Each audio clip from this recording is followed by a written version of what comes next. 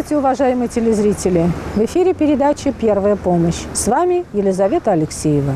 Сегодня в нашей передаче мы говорим о травмах, полученных детьми при дорожно-транспортных происшествиях. Ибо статистика неумолима. Количество дорожно-транспортных происшествий с участием детей ежегодно увеличивается.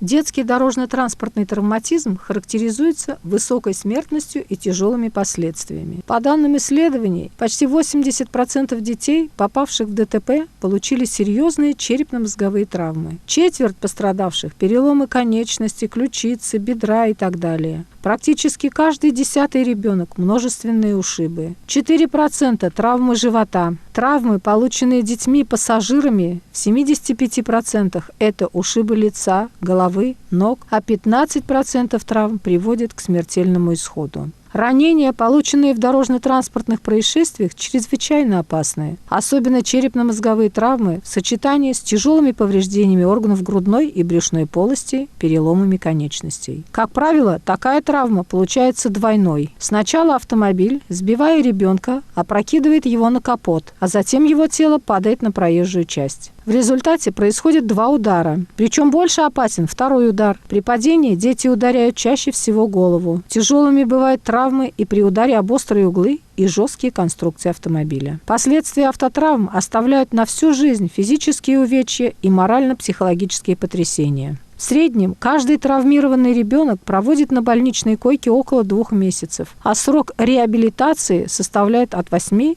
до 10 лет. Некоторые остаются инвалидами на всю жизнь. Главной причиной практически всех несчастных случаев с детьми на дороге является несоблюдение участниками правил дорожного движения, а также отсутствие культуры поведения на дороге. Это касается не только водителей, но и самих детей, которые не умеют вести себя на проезжей части, не могут ориентироваться в сложной обстановке на дороге. Реакция детей и взрослых на одни и те же дорожные ситуации разные. Основной причиной ДТП с участием детей являются их возрастные особенности поведения на улицах и на дорогах. Дети попадают в ДТП из-за несформированности координации движений, неразвитости бокового зрения, неумения сопоставить скорость и расстояние, отсутствие навыков ориентации в пространстве, а в том числе есть трудности в ориентации, связанные с одеждой. Это капюшон, тугой шарф, шапка и так далее. Основные причины попадания детей и подростков в ДТП – это переход проезжей части в неустановленном месте или вне пешеходного перехода. Несчастные случаи происходят и по вине водителя, которые, увидев бегущих детей, не снижают скорость, считая, что они успеют перебежать дорогу. Практика показывает, что водители нередко воспринимают детей как модель взрослого человека, не понимая их особенностей поведения на дороге. Еще одной причиной ДТП с детьми является их выход на проезжую часть из-за сооружений, зданий, стоящих или движущихся транспортных средств, из-за зеленых насаждений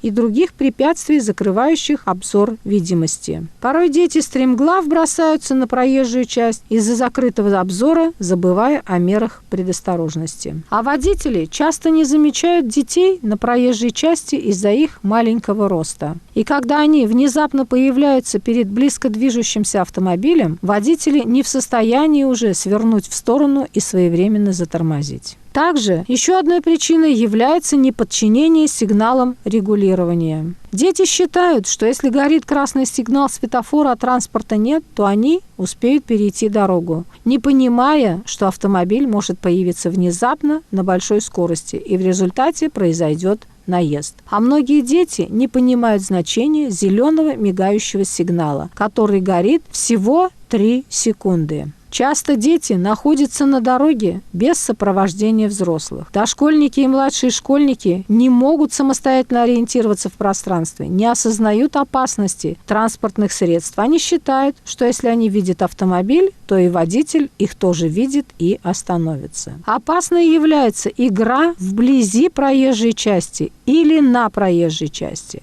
Дети легко увлекаются игрой. Мяч для них гораздо важнее приближающегося автомобиля.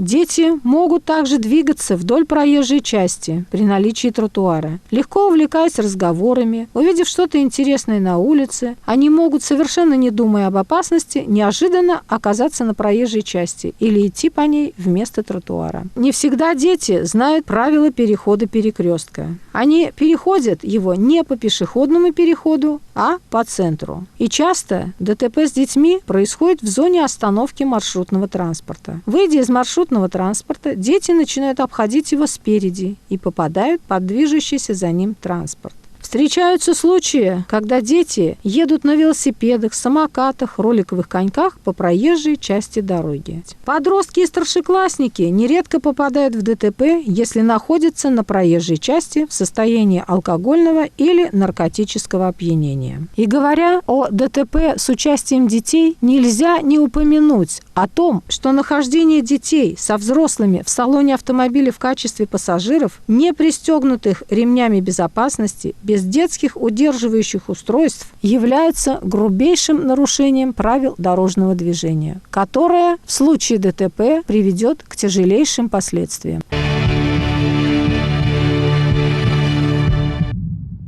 Мы расскажем вам сейчас о том, как нужно оказать первую помощь ребенку, пострадавшему в дорожно-транспортном происшествии, до приезда бригады скорой помощи. В первую очередь нужно обеспечить безопасность себе и пострадавшему. Для этого нужно включить аварийную световую сигнализацию на автомобиле, выставить знак аварийной остановки. Если ребенок в сознании, обязательно нужно поговорить с ребенком, успокоить его. Необходимо вызвать скорую помощь по телефону 03 или 112. Для быстрого и качественного приема вызова вызывающий обязан четко и точно ответить на все вопросы диспетчера скорой помощи. В случае вызова к пострадавшему, находящемуся на улице, необходимо назвать общеизвестные ориентиры. Например, это перекресток каких улиц, либо какие административные здания находятся вблизи данного места происшествия. Если неизвестны паспортные данные, назвать пол и примерный возраст пострадавшего. При вызове бригады скорой помощи необходимо указать, какие видимые повреждения имеются у пострадавшего. Ни в коем случае нельзя сгибать конечности и туловище. Если у ребенка нет сознания, то необходимо прослушать, дышит ли ребенок, а также прощупать пульс на сонной артерии. И уже исходя из полученных данных, оказывать дальнейшую помощь. Для того, чтобы ребенок не получил дополнительные травмы, необходимо зафиксировать шейный отдел позвоночника подручными средствами, например, толстым шарфом или кофтой, чтобы исключить движение в шейном отделе позвоночника. И, конечно, оказывать помощь необходимо всегда в медицинских перчатках.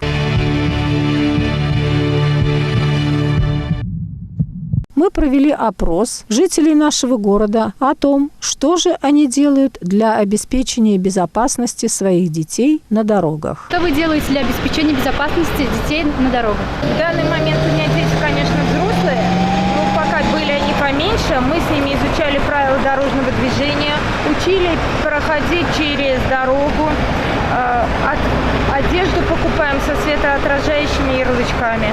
Безопасности своего ребенка на дороге мы используем светоотражающие значки, а также правила безопасности, которые у меня ребенок хорошо знает. На какой цвет надо переходить дорогу? Зеленый. А на какой цвет нельзя переходить дорогу? Красный. А перебегать дорогу? Нельзя. Строго запрещено, по крайней мере, в нашей семье. Во-первых, мы объясняем дома правила дорожного движения. У нас как папа водитель, шофер со стажем, и он объясняет правила дорожного движения. Если светофор есть, значит, надо переходить дорогу только на светофоре. Но перед тем, как перейти дорогу, надо посмотреть справа, слева, машина остановилась или нет, потом только перейти дорогу. Не бежать, а спокойно.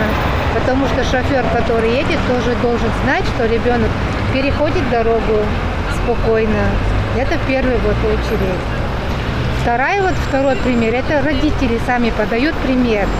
Если ты идешь с ребенком на улице, ты как родитель не должен перейти дорогу в неположенном месте, должен показывать пример.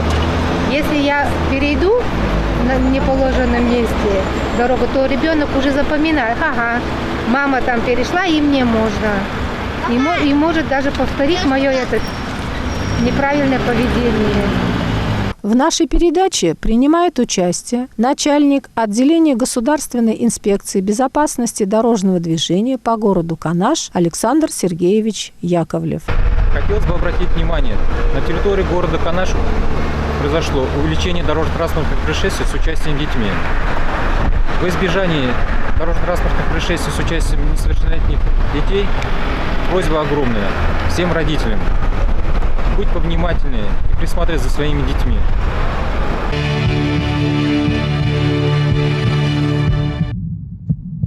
Наша передача подошла к концу. До свидания. Берегите себя и своих близких.